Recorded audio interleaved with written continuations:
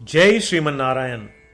जो टिप्पणी मैं देने जा रहा हूं वह रामानुज दास श्रीमन गट्टू वेणुगोपाल स्वामी द्वारा दी गई है। अध्याय 14 गुणत्रय विभाग योग श्लोक 24। समदुःख सुखस्वस्थः समलोष्टास्म काञ्चनः तुल्यप्रिय अप्रियो धीरः तुल्यनिन्दात्मा संस्तुतिः। ओम। गीताचार्य श्री कृष्ण परमात्मा अर्जुन सहित हम सभी को गुणत्रय विभाग योग की शिक्षा दे रहे हैं। परमात्मा कह रहे हैं, हे अर्जुन, जो लोग त्रिगुणों को पार कर चुके हैं या परे चले गए हैं, वे सुख और दुख में भी एक समान रहते हैं, केवल आत्मा में ही स्थित रहते हैं। वे मिट्टी के ढेले, पत्थर और सोने के टुकड़े को एक समान मानते हैं। सुखद और अप्रिय घटनाओं में भी वे समान रहते हैं। वे बहुत संतुलित रहते हैं और निंदा या प्रशंसा दोनों को समभाव से स्वीकार करते हैं। हे अर्जुन, वे आत्मा से प्रेम करते हैं, निरंतर उसी का ध्यान करते हैं। उन्हें यह एहसास होता है कि सभी सुख और दुख शरीर से संबंधित हैं, इसलिए उन सुखों और दुखों में भी वे वैसे ही रहते हैं। इसके अलावा आत्मा के अलावा जो कुछ भी है, चाहे वह सोना है या मिट्टी, पत्थर, वे सभी को एक समान देखते हैं। वे अनुकूल परिस्थितियों में भी वैसे ही रहते हैं जैसे वे प्रतिकूल परिस्थितियों में रहते हैं। शरीर आत्मा से भिन्न है, ऐसा ज्ञान होने पर चाहे कोई उनकी स्तुति करे या निंदा, वे समझते हैं कि यह स्तुति और निंदा केवल शरीर की है। वे उन्हें समान रूप से स्वीकार करते हैं और स्थिर संतुलित दिमाग बनाए रखते हैं। ऐसा कहकर श्री कृष्ण परमात्मा समझा रहे हैं कि त्रिगुणों से प्रभावित न होने वाला व्यक्ति कैसा व्यवहार करता है। इसलिए आइए हम निरंतर आत्मा का ध्यान करें और उत्पन्न होने वाले सुखों और दुखों से अविचलित रहें। हम महसूस करें कि ये सुख और दुख केवल शरीर से संबंधित है और शाश्वत नहीं। आइए हम आत्मा के अलावा किसी अन्य चीज को महत्व न देने का प्रयास करें। आइए हम अनुकूल और प्रतिकूल परिस्थितियों तथा प्रशंसा और निंदा दोनों में संतुलित रहने का प्रयास करें। इसके अलावा सत्वगुण को विकसित करने और रजोगुण या तमोगुण को दबाने के लिए, तीनों गुणों से बंधे नहीं रहने के लिए, आइए हम अपनी सभी गतिविधियों को श्री कृष्ण परमात्मा की सेवा के रूप में करने का प्रयास करें और साधन के रूप में कार्य करें। श्री कृष्ण परमात्मा की शिक्षाओं पर ध्यान करते हुए आइए हम श्रीमन नारायण को प्राप्त करने के उद्देश्य से अपने शरीर का उपयोग करना शुरू करें। आइए हम श्रीमन नारायण के प्रति समर्पण करें और श्री कृष्ण परमात्मा के शब्दों को श्लोक के रूप में दोहराएं। समदुःख सुखस्वस्थः समलोष्टास्म काञ्चनः तुल्यप्रिया प्रियो धीरः तुल्यनिन्दात्मा संस्तुतिः। श्रीमद् भगवद गीता का संपूर्ण सार श्री कृष्ण परमात्मा द्वारा अध्याय 18 श्लोक 65 से 70 में 8 कार्य करने के लिए दिया गया है। श्री कृष्ण कहते हैं, मुझे वे लोग पसंद है जो इन 8 बातों का पालन करते हैं। मैं उन भक्तों की हर प्रकार से रक्षा करूंगा।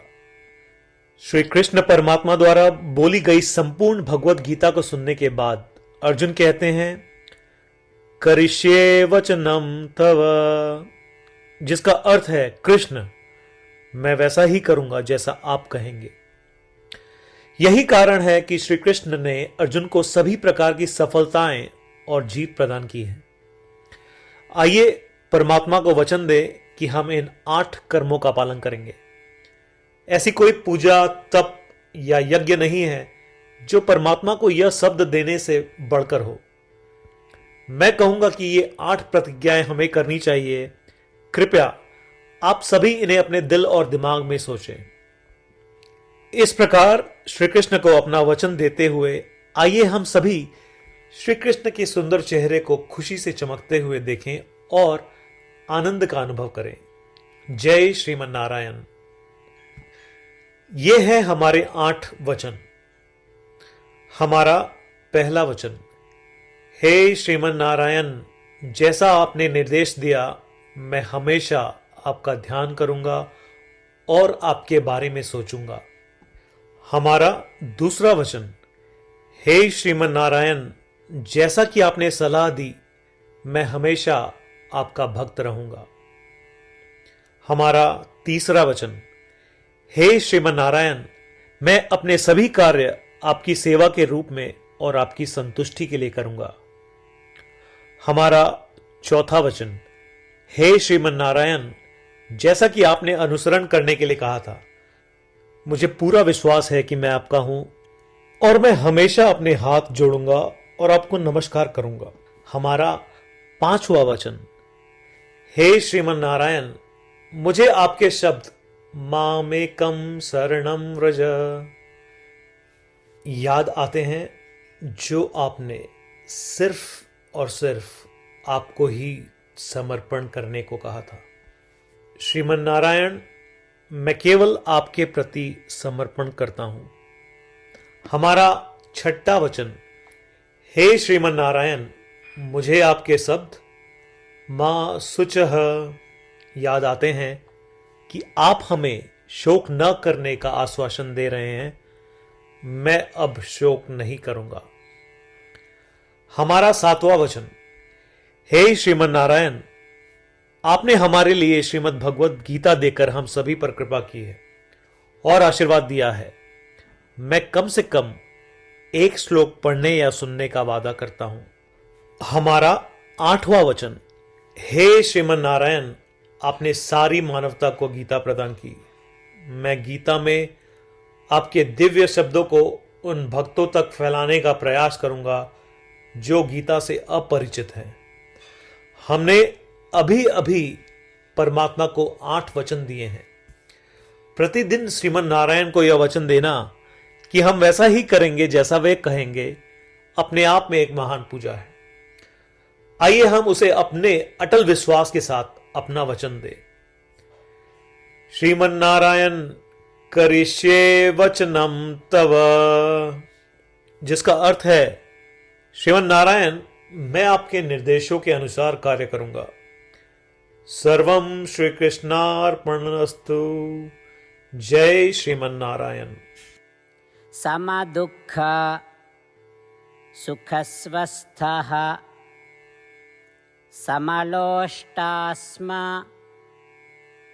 काञ्चनः तुल्यप्रिय अप्रियो धीरः तुल्यनिन्दात्मा संस्तुतिः। ॐ समदुःखसुखस्वस्थः समलोष्टास्मकाञ्चनः तुल्यप्रिया प्रियो धीरः तुल्यनिन्दात्मसंस्तुतिः। जय श्रीमन नारायण। सभी भक्तों से विशेष अनुरोध, हम अपने जीवन में सभी चीजों में तत्काल और सफल परिणाम चाहते हैं। इसे प्राप्त करने के लिए आइए प्रतिदिन 1 मिनट व्यतीत करें और नारायण अस्त्रम का पाठ करें। नारायण अस्त्रम प्राप्त करने के लिए नारायण अस्त्रम वेबसाइट पर जाएं, जो कि है www.narayanastram.org, और रजिस्ट्रेशन में अपना नाम और ईमेल प्रदान करें। आपके द्वारा प्रदान की गई ईमेल पर आपको नारायण अस्त्रम पीडीएफ प्राप्त होगा।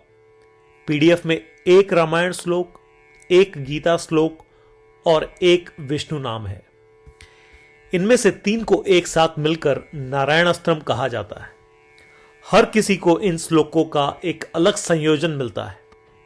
जब 24,000 भक्तों के साथ हर कोई प्रतिदिन अपने नारायण अस्त्रम को पढ़ते या सुनते हैं, संपूर्ण रामायण पारायण की 1 माला, श्रीमद् भगवद गीता पारायण की 33 माला, श्री विष्णु सहस्त्रनाम स्तोत्र पारायण की 24 माला प्रतिदिन पूर्ण होती है। यह इतना उल्लेखनीय और असाधारण परिणाम है जो हर दिन ऐसा करने से सामने आता है।